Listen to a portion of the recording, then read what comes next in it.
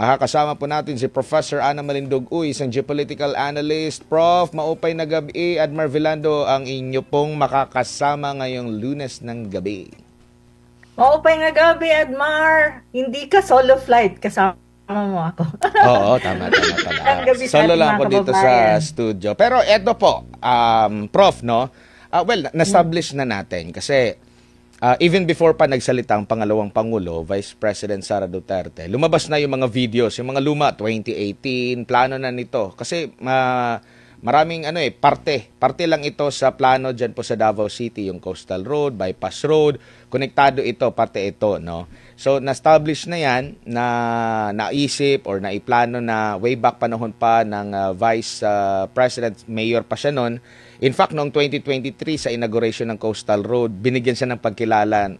In good terms pa sila noon ng Presidente Bongbong Marcos. Kinilala rin ang efforts ni former President Rodrigo Duterte. Pero dito tayo sa mga umuusbong na mga issue na kumakalat din sa social media, lalo na-establish na ito ay walang pondo na ginamit ang local government ng Davao City, ang national government, ito ay pondo galing po sa China. Nung lumabas din yung issue na ang kapalit niyan, ito pong West Philippine Sea, pampapogi lang yan ng China dahil sa West Philippine Sea. Ano pong pagkakaalam niyo po dito? Ito ba'y bukod tanging nagaganap lang sa Pilipinas, China sa pagtulong sa Pilipinas? Or China sa iba pang mga bansa? Or ibang bansa sa iba pang mga bansa? Okay. Magbutit ng tanong mo yan kasi sobrang tawag nito, stretch naman yung mga ganyang klaseng opinion or di kaya mga sinasabi ng iba dyan. Unang-una, gusto ko lang linawin, yung Bukana Bridge ay isa yan sa 3 na gifts, kumbaga regalo ng China sa Pilipinas, meaning hindi siya loan. It is, grant. So, ibig sabihin, pera ng China ang ginamit dyan. 3 tulay. Pero ito yung pinaka-controversial na Bukana Bridge sa Davao kasi ang nangyari dyan, parang sinasabi ni BBM na legacy niya or one of his legacy sa infrastructure, which is nagre-react syempre ang mga tao. Kasi alam naman natin na noong 2018 yan, at the same time 2020, nagkaroon, parang na-approve na yung funding dyan, at saka yung mga negotiation nangyari during the time of President Duterte, at saka during the time of the Vice President as Mayor of Davao City. So may mga may mga debate na hindi yan legacy per se ni President Marcos Jr., but it's more of a legacy, part ng legacy ng tinatawag mong Build program ng Duterte administration, na yun ang tinatawag natin before, yun ang tinatawag talaga natin na golden age of infrastructure. Nagsulat ako niyan ng maraming article published in ASEAN Post. So hindi pwedeng i-claim ni BBM yan. Kung ako kay President Marcos Jr., I think he should have his own legacy. Siguro gumawa siya ng sarili niyang mga infrastructure project na matatawag niyang legacy. Hindi yung tipong, parang ang nangyari kasi kay BBM, parang credit grabbing yan in many ways or in many respects. On the other hand, ang sinasabi nila, parang in exchange for yung tinatawag nating dispute dyan sa South China Sea, that is not really true. Actually, ang China is a big investor, it's a big financer when you talk about infrastructure projects in different parts of the world, especially sa tinatawag mong Global South. Ito yung developing countries. Even across Southeast Asia, ang pinakamalaking pumupondo pagdating ng mga infrastructure project, both physical infrastructure and soft infrastructure. Soft infrastructure meaning yung digital infrastructure ay ang China. So actually, ang Pilipinas ang may pinakamababa at this time when you talk about financing ng China sa infrastructure project, especially under BBM administration. Kung titignan mo ang Africa, titignan mo ang Latin America, at titignan mo ang Asia, ang kabuuan ng Asia, ang pinakamalaki na funder when you talk about infrastructure projects, especially when you talk about railways, bridge, ports, and even like mga digital infrastructure, yung mga pang-satellite and all that,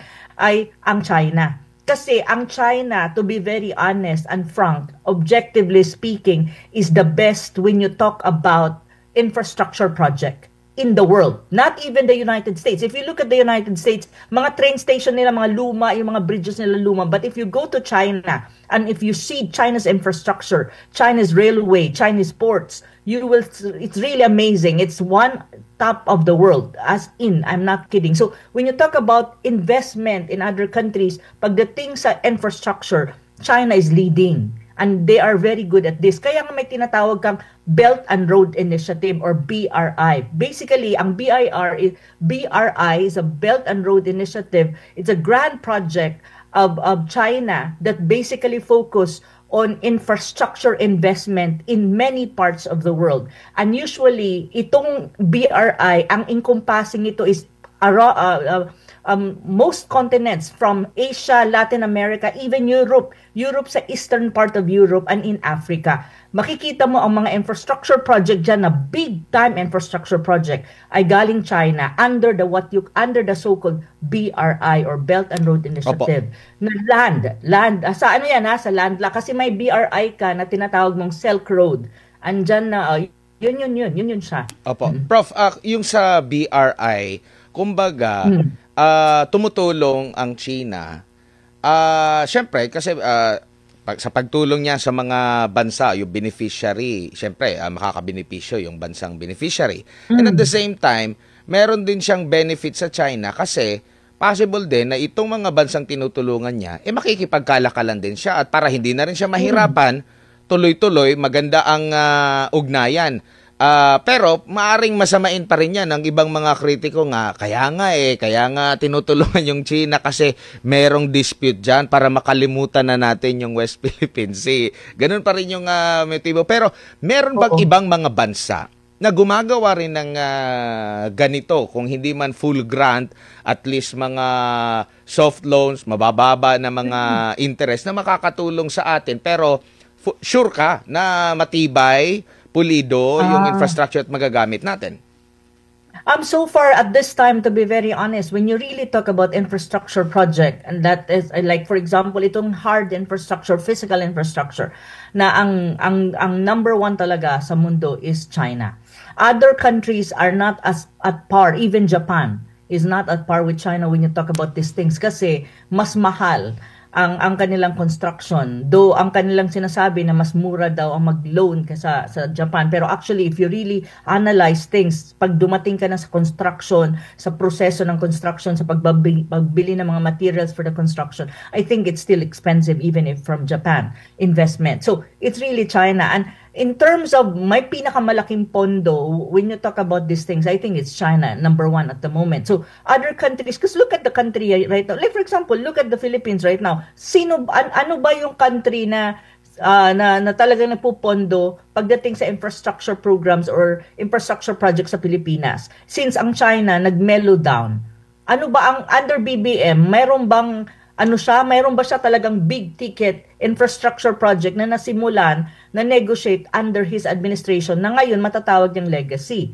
na funded by other countries like for example Japan or the United States? I don't think so. I really don't think so. So, ang Belt and Road Initiative, ito yung, at saka gusto ko lang i-address, no, yung sinasabi na, ang tawag nito, kaya ang China nagbibigay ng mga infrastructure or nagpapaloan or nagbibigay ng grant when you talk about infrastructure projects sa Pilipinas, para in exchange to the dispute of the South China Sea, para hindi natin i-claim ang ating claim. That is really wrong assumption, precisely because even if China will give us the investment in terms of infrastructure, or even if will give loan or grant sa infrastructure project natin, bibigyan tayo o hindi, they would always be a dispute in the South China Sea. Hindi yan mawawala ang dispute kasi ang dispute sa South China Sea is a separate matter. It's like it's more on security and geopolitics to a greater extent. And of course, it's all about sovereignty and sovereign rights. Dapat hiwalay yan when you talk about cooperation. Kasi when you talk about Belt and Road Initiative, when you talk about infrastructure investment sa Pilipinas ng China, let us say, ibang dimension yan, cooperation yan. Kaya nga nung panahon ni Duterte, ni Pangulong Duterte, malinaw ang kanyang foreign policy. We will cooperate with China on areas that there is a need for cooperation and there's already cooperation. Like for example, infrastructure project. Pero isi-separate natin ang pag-deal when you talk about the South China Sea dispute kasi it's a different matter, it's a different dimension. Kaya malinaw yon. Pero itong panahon ni BBM, nagkaletse-letse na. Kasi lahat nilamplap na nila, kaya nagkagulo-gulo. So, ngayon, hindi tayo nagbe-benefit. Ang other countries in ASEAN are benefiting from infrastructure project and we are not even part of the Belt and Road Initiative, I think. Opo. As far as I'm nag-search tayo dito, maliban sa China na malimit din na magbigay ng full grant, kumbaga sila talaga yung magpopondo. Oh, number 1 sila. Meron din ang Estados Unidos, itong USAID nila, pero merong mga kondisyon yan, dapat may good governance, transparency at syempre BFF ka ng ng China, ng US, no? So meron din silang pinupondohan na tulay, kalsada at iba pang mga infrastructure. Nandyan din yung nababanggit natin kanina na Japan, pero sa kanila most likely pautang, no? Kumbaga kung walang budget ka, pwede kang umutang. Which is sikat yung JICA, 'di ba? Japan International Cooperation Agency, nandiyan yung mga tulay, subway, marami tayong mga projects with Japan din. Ang South Korea, yung tinatawag na KOICA, meron din sila mga pure grants. Meron din sa Germany, nagagrant din sila ng grant at saka soft loans. Meron din sa European Union, meron din sila mga malalaking grants, pati yung Australia, Saudi Arabia. So maraming mga bansa. So kung iisipin, halimbawa, ng mga kritiko dito sa China, kung iisipin natin itong ganitong klaseng logic, di dapat i-apply din natin dito. Bakit tayo tinutulungan? Kasi siguro meron niyang interest sa atin. Prof, masasabi mo? Ang tawag nito, yun na nga ang sinasabi ko kasi masyadong colored mag-isip yung iba nating mga kababayan na para bang lahat na lang inuugnay nila dun sa dispute. Itong mga bansang to, they also have this kind of what you call investment dimension or what you call track. However, kung titignan mo ang Pilipinas, very minimal ang may kinalaman sa hard infrastructure na funded by these countries. Like for example, Saudi Arabia, even European countries or EU, even the United States. It's really not there kasi they are not expert on these things. Itong mga countries na to, they are not really expert or they don't have that solid experience in hard infrastructure. It's really China that is number 1 at the moment. On the other hand, ang mahirap naman kasi sa mga tulad ng Amerika, when they extend investment to the country, like for example the Philippines, may strings attached yan. And usually, ang strings attached niyan is may kinalaman sa control, sa political influence sa political dynamics ng isang bansa tulad ng Pilipinas. Kaya nga, 'di ba? May may mga condition and concession. Dapat may mga listahan 'yan i-check mo yung box na good governance kuno, democracy promotion kuno. It's very ideological. Kasi ganun ang nila, it's ang extension kasi ng United States when you talk about investment, may it be infrastructure and other kind of investment. May ang exchanges kasi diyan, they should have a control and influence on the political dynamics of a country. On the other hand, it's what you call democracy promotion. Yung kanilang konsepto ng what is democracy as far as America is concerned is i-export nila dyan sa isang bansa dahil nagbibigay sila ng aid. That's really how the United States work. Ang China, it's not. It's a business. It's a pure business deal. Pag sinabi ng China, okay, we give you a loan because you need a loan on this, you deal with China in a business manner. Ito yung loan nyo, ito yung ating repayments, ito yung interest, magbayad tayo, wala nang string attached dyan. Basta business to business lang yan. Opo. That is the difference though. Malaki ang diferensya. Kumbaga, sa kasalukuyan, medyo pangit talaga yung relasyon natin with China. Pero, sa tingin nyo po, bakit walang pumapalit? Kasi most likely, yung China talaga, yung isa sa mga, hindi, siguro, number 1 natin na partner sa trade, katuwang natin. At dahil nga na-demonize, pangit yung ating relasyon, dahil nga dyan sa issue ng South China Sea at iba pang mga issue, bakit kaya walang mga bansa, lalong-lalo na yung BFF natin, na pumalit dito sa naging role ng China or naging kumbaga relasyon natin with China na mahilig yung sa trade natin, bakit hindi pinalitan or kaya bang palitan ng US or may pumipigil ba sa kanila kasi alam para at least sure talaga na sige ayun na namin sa China, US, kayo ang pumalit, kayo yung magbigay kasi sinisiraan nyo ang China, sige nga magpakitang gilas kayo. Bakit kaya walang ganun na effort na ang nilalagay lang dito, EDCA lang? Oo. Kasi unang-una, ang tingin naman talaga ng ang tingin ng United States sa Pilipinas is not necessarily a partner. It's not really. It's ang tingin kasi yun yung sinasabi ko lagi. The Filipino people has to really wake up and open their minds to the truth and to the reality na ang tingin ng United States sa Pilipinas is not even a partner country. It is a vassal state as far as the United States is concerned. So as a vassal state, ang kanyang tingin, saan ba ako pwedeng magbigay ng pera na it will benefit me, not necessarily the Philippines. And that is defense and military. Precisely because it's not necessarily Philippine defense. It's actually for the strategic interest nga ng United States when you talk about the Indo-Pacific or the Asia-Pacific region. Yun yung tingin talaga ng United States sa atin. So look, saan ba nilalagay ng United States ang pera niya when you talk about so-called aid? It's always on defense and military. And saan yan pupunta? Pumupunta yan sa pag-i-improve ng kanilang mga military installations sa Pilipinas. Ang tanong, sino bang nagbe-benefit sa improvement ng military installation nila? Is it the Philippines really? No, of course not. It's the United States. Kasi yung mga yan, it's not for Philippine defense. It's actually will be used by the United States against its adversary, which is ang perceived adversary niya is China. May it be in a military escalation in the Taiwan Strait. It's more the Taiwan Strait actually, not necessarily a flashpoint din naman ang South China Sea, pero ang tingin ko dyan is more on the Taiwan. So ito yun, ito naman talaga ang totoo dyan. So at saka the second point also, ang United States is not good when you talk about they're not really that effective or they don't have the capacity or the competence when you talk about infrastructure project or hard infrastructure project. So hindi rin yan sila gagalaw na okay, mag-i-invest sila ng halimbawa big road project for the Philippines precisely because they don't have the expertise on it. So isa din yan. At saka, if you look at the United States, hindi rin yan mag-i-invest sa isang country kung hindi nila alam na sigurista hindi nila alam magbe-benefit sila or makukuha sila. So, ang tingin naman kasi talaga nila sa Pilipinas is not a viable country, it's a viable state.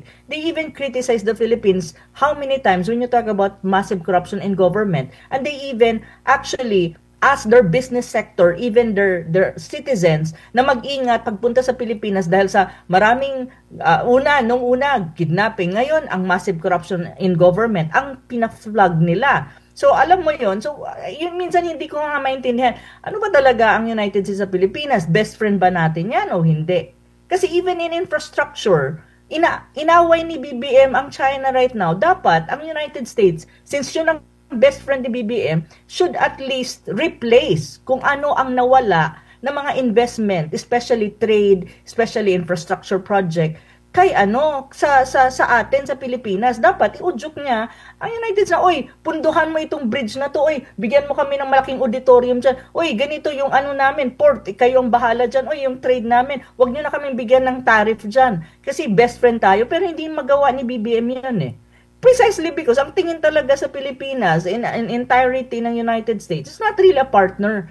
It's a proxy or a vassal state of the United States. That's really the truth. Apo. So, 'di ba? Ang problema ng ating mga kababayan, Admar, hindi pa rin nila maibukas ang kanilang paningin sa realidad. So kailan pa kayo mag-wake up pag wala na? Talagang na tayo. Babalik tayo sa Prof, sa saysayan ng Pilipinas na colonized tayo ng Amerika. Napag-uusapan po itong Amerika. Di ko lang alam kung nabasa nyo na po ba yung panibagong nila, yung inilabas nila na National Security Strategy. National Security. Opo. Kung saan, marami ang siguro nagtaka dahil iba yung nakalathala doon sa usual, no? Kumbaga, mas nakatutok na daw, as per doon sa NSS ng Estados Unidos, sa kanilang seguridad panloob at panlabas sa mga susunod na taon. pagbabago daw ng focus ng US foreign policy na yung mantra ni President Donald Trump na Make America Great Again, nakatutok na doon. Kumbaga sa interest ng Estados Unidos, yung America First, doon nakatuon. No? Pati na rin yung sa kanilang pagpapalago ng kanilang ekonomiya, yung kanilang manufacturing, kasi alam naman natin yung mga western na mga company, meron talaga yan silang mga manufacturing dito sa Asia, which is nandyan din sa China, sa mga kapitbahay natin dito sa Southeast Asia, no? Kaya nga medyo naghihigpit si di ba, President Donald Trump na bumalik sa amin para walang tax or mababang tax yung mga galing diyan, tataasan ng tax. And meron ding sinasabi na magiging limitado niya ang engagement daw niya sa ibang mga lugar kasi yung ibang mga bansa rin nakatutok na rin sa pagpapaigting ng kanilang depensa at hindi lang umaasa sa Estados Unidos. Sabi, hindi na raw sila magiging policeman sa sanlibutan ang Estados Unidos. Nakikita nyo po ba na masusunod itong tahak or ginagawa na ba ito ni US President Donald Trump kung ikukumpara natin sa mga nakalipas na administrasyon nila? Magandang tanong yan at maganda yung pag-usapan. Actually, this coming Saturday, I will write something sa column ko sa Manila Times. Every Saturday is lumalabas. I will write something on the national security strategy of the United States. Nakalalabas lang. Binasa ko na siya, nire-review ko ulit para tignan yung finer points and how it relates to the Philippine situation. Kasi we're an ally of the United States, militarily speaking. At kung titignan mo, ang national security strategy, walang na-mention na Pilipinas doon. Imagine that.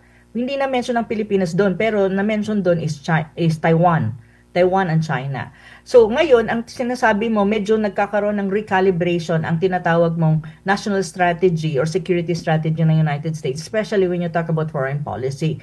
I think sa panahon ni Trump, kasi nga si Trump is transactional. Ang focus talaga ni Trump is more on economics. And yun, economics in a sense na how to make America great again, in a sense na mas dumami pa yung pera nila, mas lumakas sila sa economy. It's also not too much, I think, on what you call ideological competition with China in terms of ideology like democracy as against to communism or socialism. Hindi ganun ang focus ni Trump. Ang focus niya talaga is make America great again in a sense of trade and economics. So kaya nga nakafocus siya doon. When you talk about financing, kaya nga ngayon may nabasa ako, proposal, ang dating, kaibigan pa rin naman ata ni Trump yung may-ari ng X, na sinasabi nga dapat ma-dissolve na ang NATO or ma-dissolve ang EU precisely because ang countries ng EU at saka yung NATO iparehas lang and the United States is subsidizing funding for EU. Kaya nga sinasabi niya, 'di ba? Sa Ukraine crisis, sinasabi ni Trump, kayo, European countries, nasa Europe ang Ukraine crisis, kayo ang mag-finance niyan. Kayo na ang mag-finance niyan sa military, hindi kami kasi hindi naman namin kontinente yan. Even when you talk about the EDCA bases in the Philippines, kung makikita mo, di ba may 9 EDCA bases? At that is military bases of the United States. These are bases that actually, if in any case, sana wag naman mangyari sa panahon natin or kahit kailan, na magkaroon ng encounter or military escalation dyan sa Taiwan Strait, these military bases will be used by the United States in aid of Taiwan. So ngayon, ang sinasabi ni United States, sabi niya, Taiwan, you finance the EDCA bases in the Philippines. You see? Because I don't think Trump wants to spend money on too much of stretching itself when you talk about financing defense or financing military. I don't think Trump is interested in that. Kasi ang tingin ko kay Trump wants to have more money, more resources coming into the United States rather than going out. Businessman siya eh.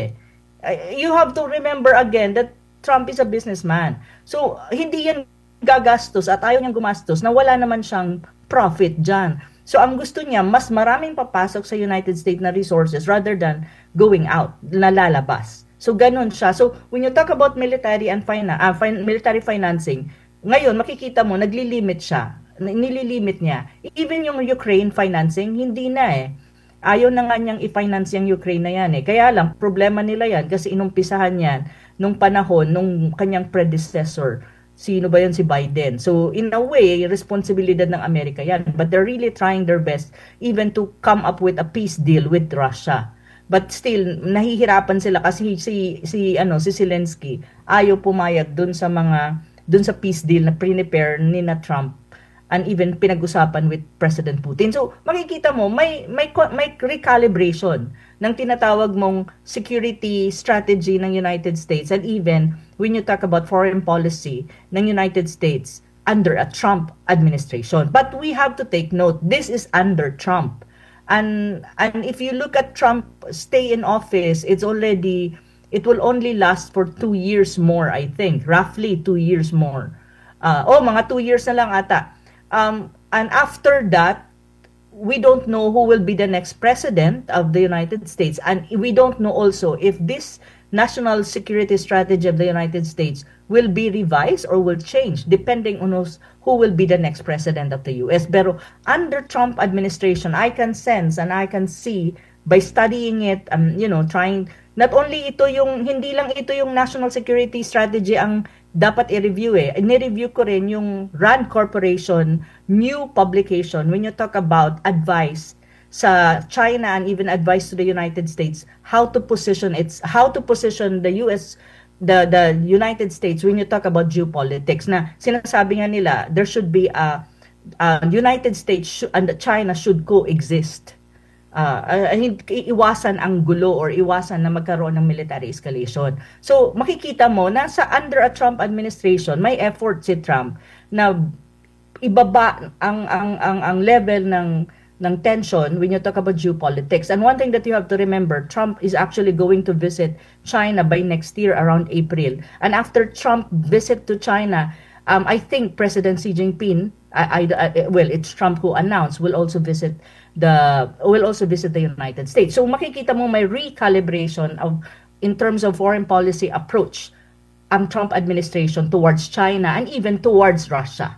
Makikita mo yan. Kasi Trump is really trying to have an understanding with Russia when you talk about the Ukraine crisis. Pero mahirap, it's not an easy, and I understand his position, and I understand that it's not an easy thing when it comes to the Ukraine crisis kasi hindi cooperative si Zelensky. So yun. Pero ang alam mo Admar, ang pinaka noticeable dun sa national security strategy ng United States na nilabas nila ngayong week na lang, last week lang ata yan ay walang na mention na Pilipinas doon. If you review, there's no mention of the Philippines. There was a mention of Taiwan because I think Taiwan is a concern dahil nga in relation to China, but there was no mention of the Philippines given na we're supposed to be, we're an ally and also we're being used as a proxy. But parang hindi tayo nagmamatter as far as Trump administration is concerned when you talk about security and when you talk about foreign policy. Really true, di ba? Sabi ko nga, oh my God, hindi kami na-mention. Pero ito bang kanilang strategy, ito ba yung ginawa din ng China na nakafocus sa kanila? Oo. Kasi ngayon, if you look at, di ba sabi mo nga kanina, Admar, na from the from this document na National Security Strategy, siya, inward looking, inward. So, ibig sabihin, papasok kung anong magbe-benefit sa kanila as a domestic economy and as a state, hindi palabas. The same way with China. China, I think, has a dual track strategy. It wants to have, it's I think, from my understanding of China's strategy is, it has an opening. It opens up as a country to the rest of the world, but it's more about trade. So, gusto niyang mag-open up para mag-attract siya ng investors coming from outside, and also it opens up by also extending itself in terms of trade and in terms of investment. So, makikita mo, intensified ang trade relationship ng China with the rest of the world. Actually, ngayon lang nabasa ko na China's trade surpass its expectation. At saka yung kanilang trade surplus is more than expectation na $1 trillion. So, ibig mong sabihin, may opening up siya in terms of economics and trade. However, ang focus din ng China is inward. Ibig sabihin inward, palakasin ang kanyang domestic economy, especially when you talk about domestic consumption. Kasi the last few years, China's domestic consumption is medyo slow and weakened. And it's precisely because of the COVID-19. So ang impact ng COVID-19, nadadrag pa until now. Pero right now, they're really focused on trying to boost domestic consumption because it will benefit. Pag may domestic consumption ka, ibig sabihin yung economy mo gumagalaw. Yung mga tao mo nag-spend ng pera. So yun yung isa sa mga focus ng China. So ang focus ng China is inward din. Palakasin ang sarili niyang ekonomiya at ang iba't ibang sektor ng kanyang ekonomiya. At ang focus din nila, I think, is to strengthen yung tinatawag mong rural, yung mga, kasi di ba may urban and rural ka. So gusto ng China na itong urban and rural, yung gap nila mawala at umunlad din yung mga areas ng China na hindi pa ganun ka well-developed or economically speaking. So may ganun siyang trajectory, which is the same trajectory kung titignan mo ang strategy ni Trump na inward-looking din. So in a way, naiintindihan ko si Trump kung bakit siya nagpe-pressure sa mga countries na, invest in my country. If you invest in my country, hindi na kita bibigyan ng tariff. Basta nandito kayo sa bansa ko, pumunta kayo dito, bibigyan ko kayo ng lahat ng incentive if you transfer to my country and invest in my country. So, may ganun din si Trump na strategy. Because nga, ang sabi nga niya, make America great again. Pero I think make America great again is more on the economic and the trade part. Na, magkaroon ng maraming pera, yung kanilang deficit, kasi may deficit din, malaki din yung utang ng, ng Amerika to a greater extent. So, ganoon ang strategy. So, if you look at the two superpowers, may ganoon silang focus. More on inward-looking ang approach. Though, of course, there is a foreign policy na, relating with other countries, pero ang emphasis talaga is inward, na palakasin ang sarili-sarili nilang mga domestic domestic economy, much more the economy, I think. So, ganun nga. Tama nga. Ang titulo nga dito sa, yung subtitle nga dito sa part, patungkol dito sa strategy nila sa Asia is, sa, page 23. Asia, win the economic future, prevent military confrontation. Kumbaga, aminado sila na naungusan talaga sila ng China sa mahabang panahon. Nakalagay kasi dito, President Trump single-handedly reversed more than 3 decades of mistaken American assumptions about China. Ito yung mga dati. Namely, that by opening our markets to China, encouraging American business to invest in China, and outsourcing our manufacturing to China would facilitate China's entry into the so-called rules-based international order. This did not happen. China get rich and powerful. Sumatotal dito, aminado sila na naungusan sila in terms of dito dahil nagkaroon ng imbalance daw doon sa, kaya nga 'di ba nagkaroon sila ng yung sa tariff, nagkaroon sila ng discussion with China. And yung sa military military confrontation, ililesen raw nila.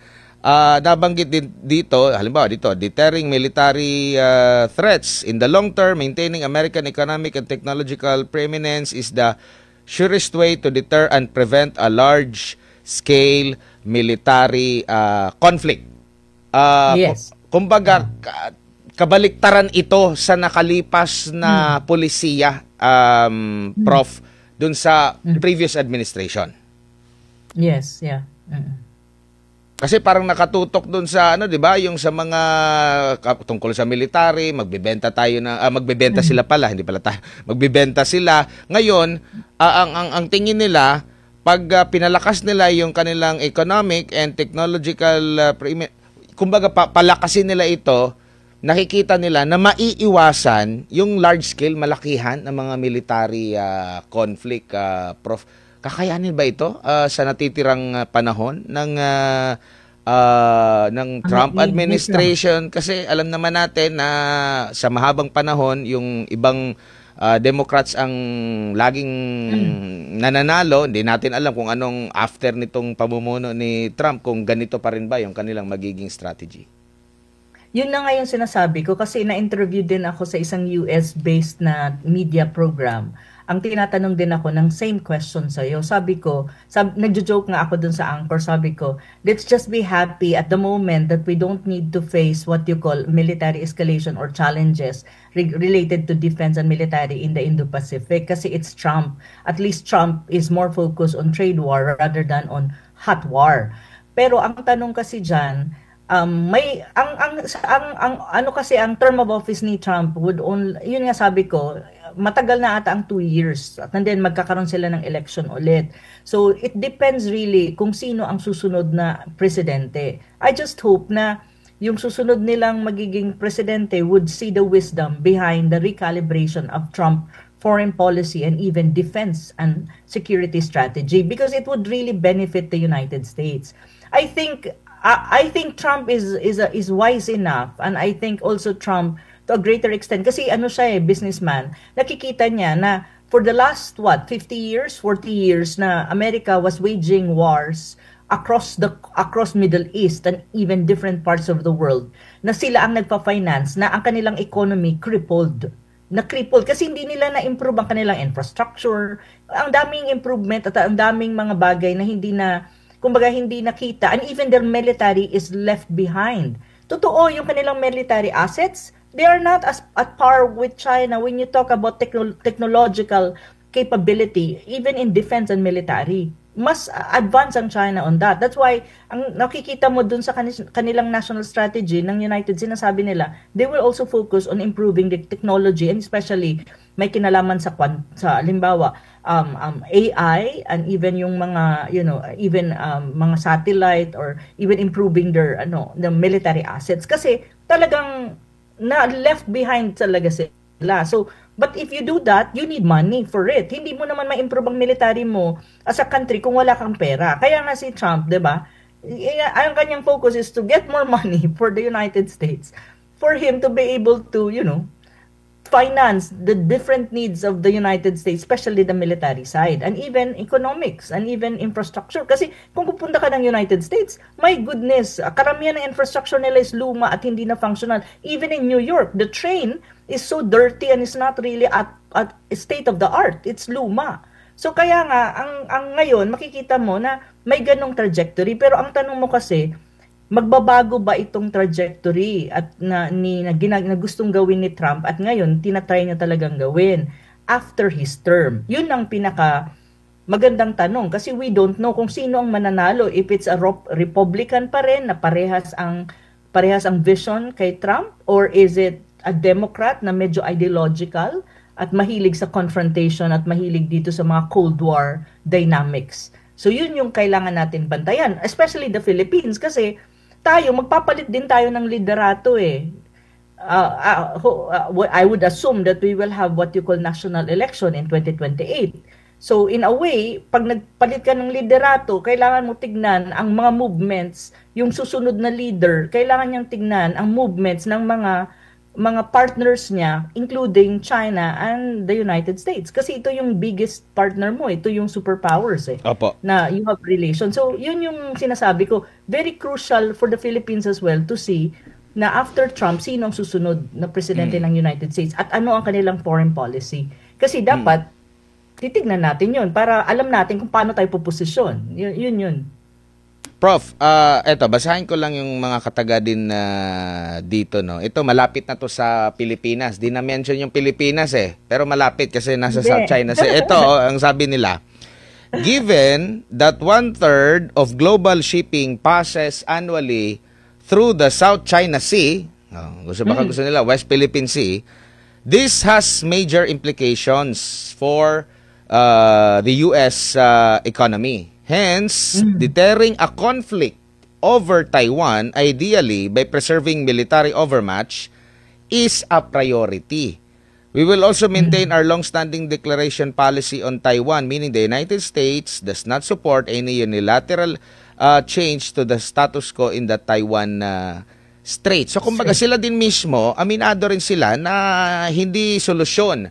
Pero hindi rin nila gini-give up. Dapat din magkaroon talaga ng mawala yung mismatch. Kumbaga maging pantay yung military or ano ba nila doon sa mismong lugar para mapanatili daw yung kapayapaan. Pero hindi, kumbaga hindi nila nakikita na lalala, no, yung military threats doon sa lugar. Kasi nga meron din palang epekto sa kanilang ekonomiya, itong South China Sea kung maging magulo. Kabilang din sila sa anong kasi one-third of global trade passed through the South China Sea and Mare.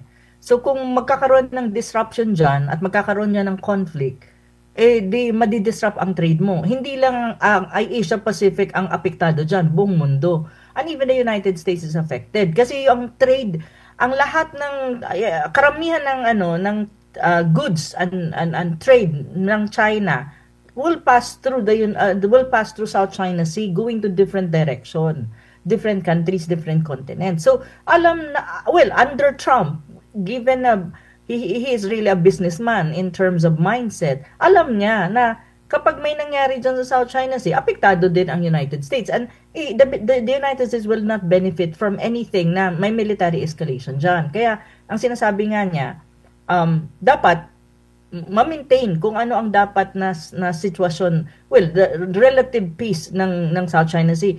Ngunit, kung titignan mo sa National Security Strategy na document, 30 times ata na mention ang Taiwan.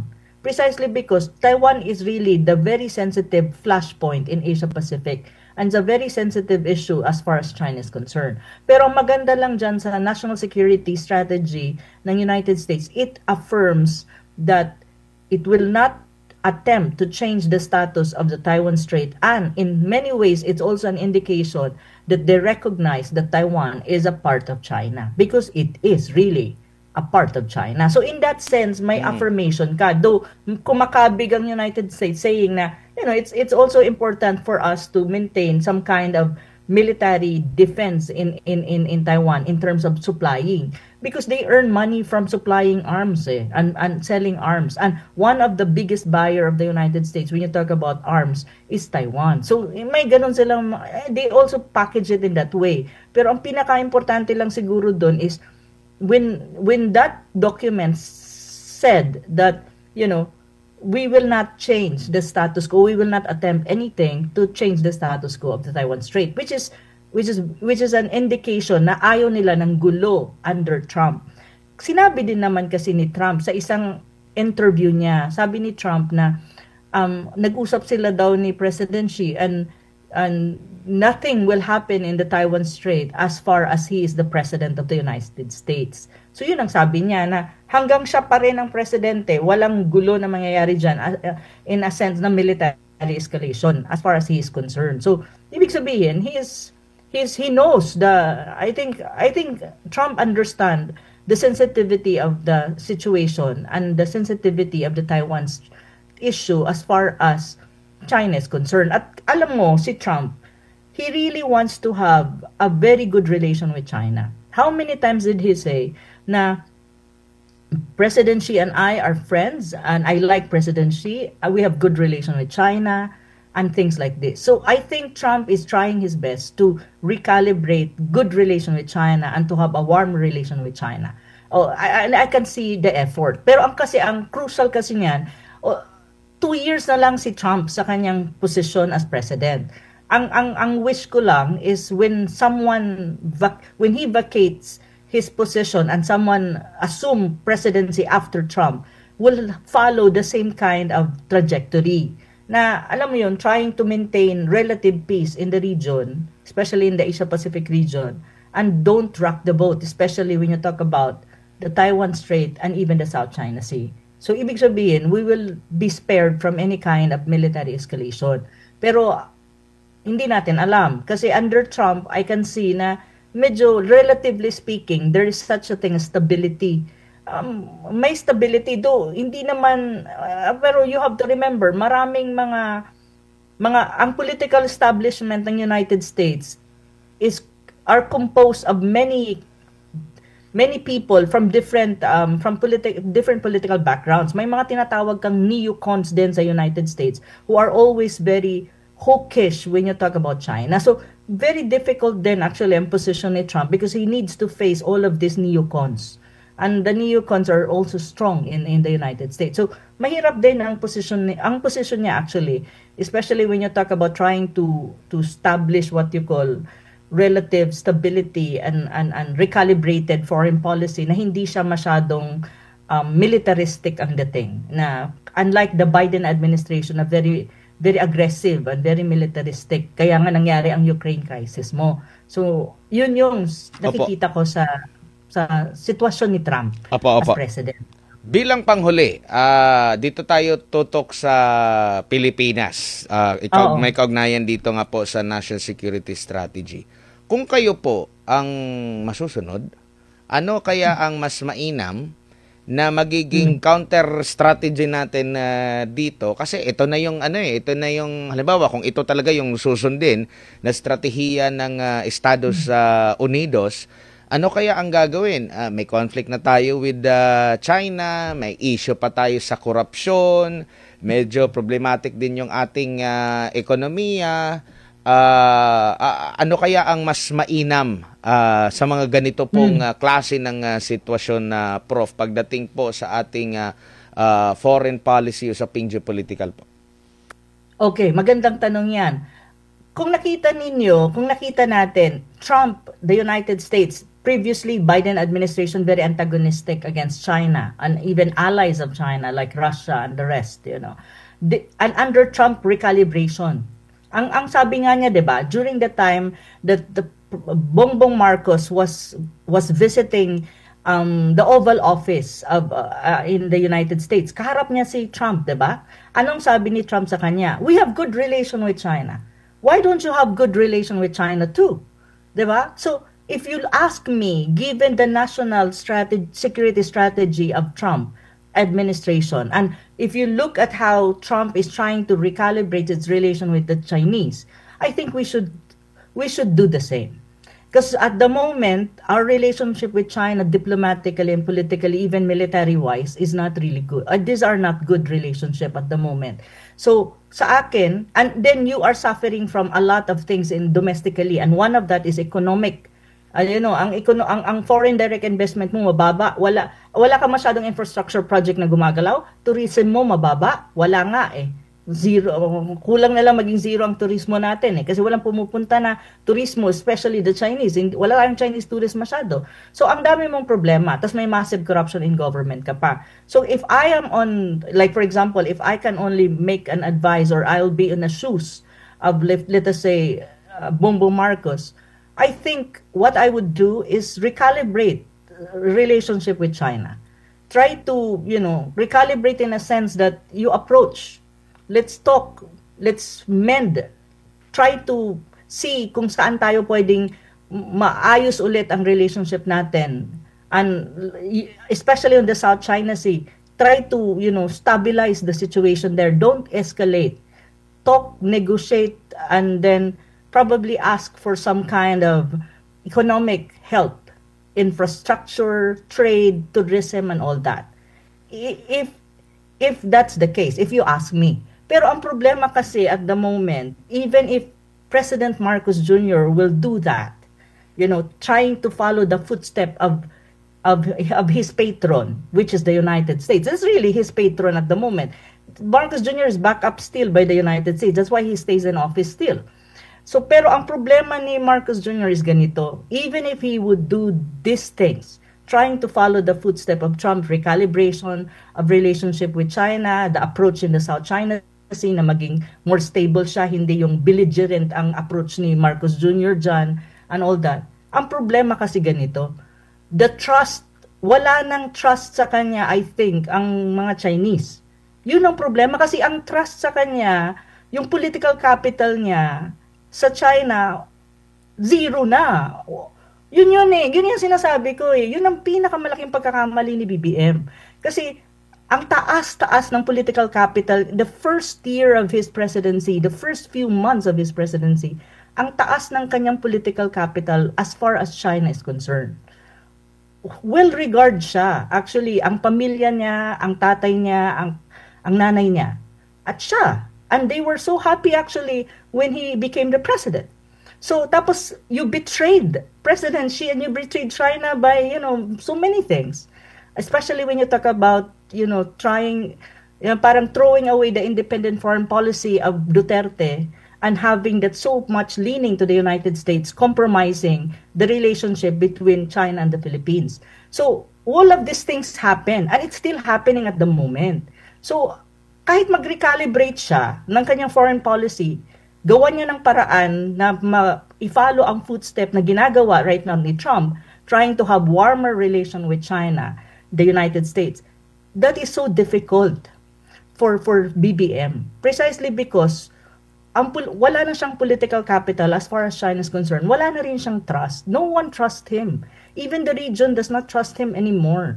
So, especially China. Kasi yun ang kanyang, ginawa niyang, he betrayed President Xi Jinping and even China as a whole. So, yun yung pinakamahirap na posisyon ni BBM at the moment. Opo. So, sabi ko nga, sinayang niya ang political capital niya. Kung sana, ang ginawa niya, he just followed the independent foreign policy of President Duterte, try to fine-tune it, have a balanced relationship between the two superpowers, United States and China. I think he will be in a better position when you talk about foreign policy in relation to ASEAN and in relation to the region. You need to remember, ASEAN states are very close to China because that is their number one trading partner. You cannot compromise your number one trading partner. Opo. Even the Philippines, China is still our largest trading partner.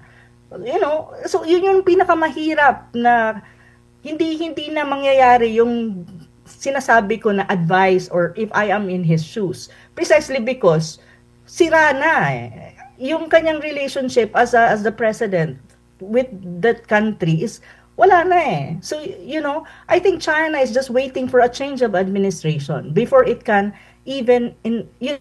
before it can really have that solid or more courteous or more cordial relationship with the Philippines. And before it can again try to fund or, extend resources to the Philippines in terms of trade, in terms of tourism, in terms of investment. Siguro naghihintay lang sila in a change in leadership. They're just so patient about it. Pero at this time, I don't see it under a BBM administration. So, yung advice ko, Admar, parang wala rin. Kasi, wala na siyang political capital So, yun Reserve mo na lang yung advice mo sa iba siguro, Prof. Sa ibang leader. Prof, maraming salamat sa iyong oras at panahon sa ulitin po. Mag-ingat sila sa iyo. Mag-ingat po kayo, Prof. Maraming salamat. Good night. God bless. Maraming salamat mga kababayan. Maraming salamat si Professor Ana Malindog Uy, isang geopolitical analyst na pag-usapan natin po mga kapartner itong mga issue nga po doon sa Bukana Bridge, yung funded ng China, yung issue po ng 2025 national strategy po, security strategy ng Estados Unidos, implikasyon nito dito sa ating bansa.